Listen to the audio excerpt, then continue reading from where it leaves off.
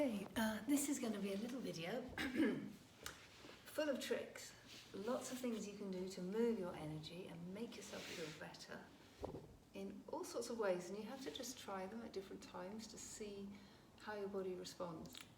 Like one day nothing much might happen, but the next day it might move you completely out of being completely wonky and unhappy to just fine, because you've just been in stress. You've been unconsciously in a place of your nervous system pumping out adrenaline and cortisol, and your stomach kind of closing down a bit and your brain closing down. You get very stupid when you're stressed, and through a few movements and breath work you've gently pushed your nervous system back into balance, and then you push it a little bit more and it goes into parasympathetic, which is where it's meant to rest all the time unless something fairly bad is happening, like a predator's coming. But in our present day, it could be just your history homework or a brown bill coming through the post. It could be all sorts of things. So one shape here is, you could do this like even if you're with a bunch of friends and they don't even know what you're doing, but you take one foot upon your knee, and then you take the opposite hand and you hold the ankle. The next hand comes across the top with your wrists crossing, and you wrap the sole of your palm onto the sole of your foot, onto the bubbling spring, which is the end of the kidney meridian right there. This is my healing point, so I wrap it, and then I just hold that, and it's all crisscrossed over. And I just have a few breaths. Deep breath in, and as I breathe out, I slow the out breath. Because your out breath is never slower than the in breath if you're stressed. It's only when your nervous system's relaxed. So we use a slow out breath and a lovely deep in breath. And our body starts to immediately understand that there's no danger, there's nothing bad happening. Deep breath in and a slow breath out. And as you take your next breath in, you say the word calm quietly inside your head, and then you say ease to remind you to relax any part of your body that's tense. So we're melding these two practices, the words deep, slow, calm and ease, with your breathing. And this shape that was used to treat stammering in children. Simple as that. And you just hold it literally for a few breaths. And then, because I'll feel lopsided if I don't do both sides, we'll do the other side. So you put your foot on your knee, opposite hand grabs the ankle. The other hand goes on top, crossing the wrists. So we get left-right brain crossovers. Palm of the hand over that bubbling spring.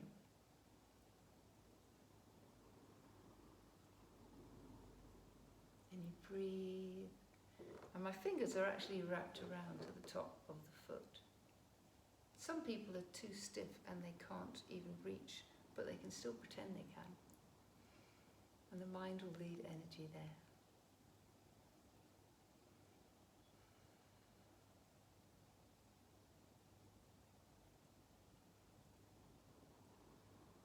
So that's a really great technique, as is one that I've only found quite recently from Donna Eden Energy Medicine, now being taught in medical schools, finally. You take your fingertips and you put them in the midline of your ribs here, running down from your armpit to your hip bone. Just anywhere, just kind of get curious and let your fingertips press a little bit and feel a bit and go, what can I feel there? And then the other hand's like you're giving yourself a hug. So actually try and be kind and have that sense of like you're hugging yourself. And let the palm rest on top of your elbow, and then your fingers wrap around it. And there's the big bony bit, and then there's a medial bone here, and in between them it's soft tissue and a dent.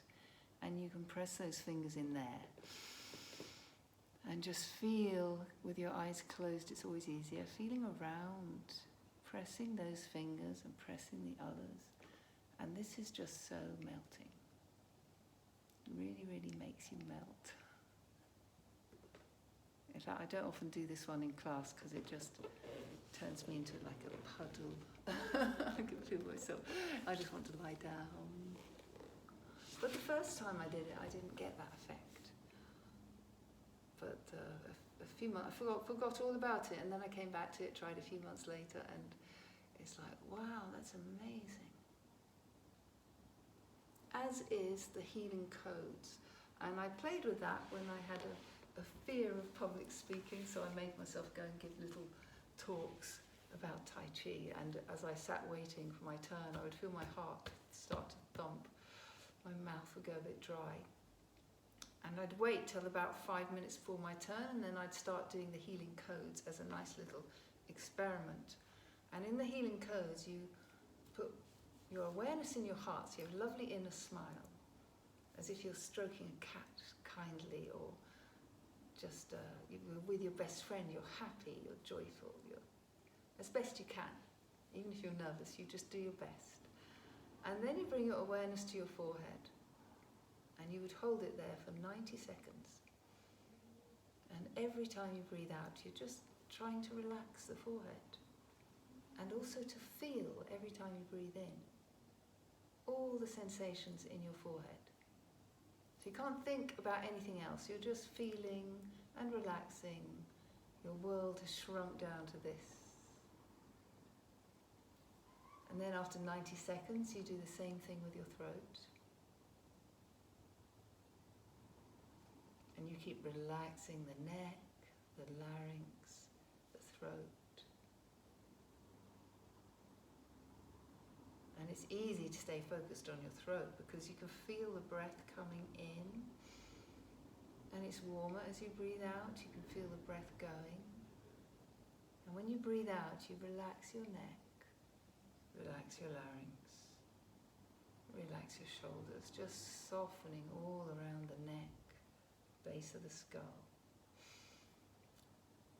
Smiling from your heart, bringing the heart energy into the neck.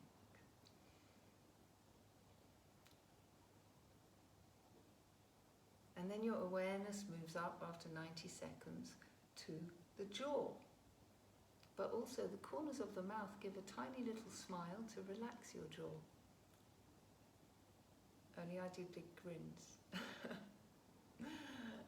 And let your mouth open a tiny bit, just a little bit, to release that jaw joint. And make your whole face go soft. Feel your face relax deep into the jaw. And you may sense all kinds of sensations in your jaw, very busy kind of place. And breath after breath, you relax your jaw. Softer and softer. And this soft smile upon your face that's so relaxed.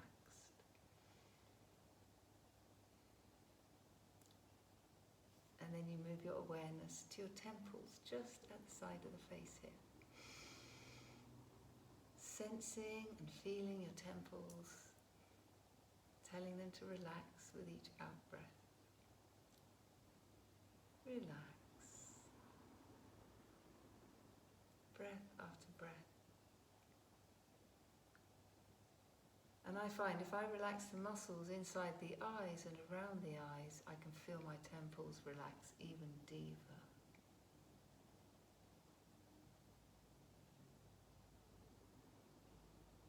And then after 90 seconds there, I take a deep breath in and flow my awareness down into my heart, and I'm done.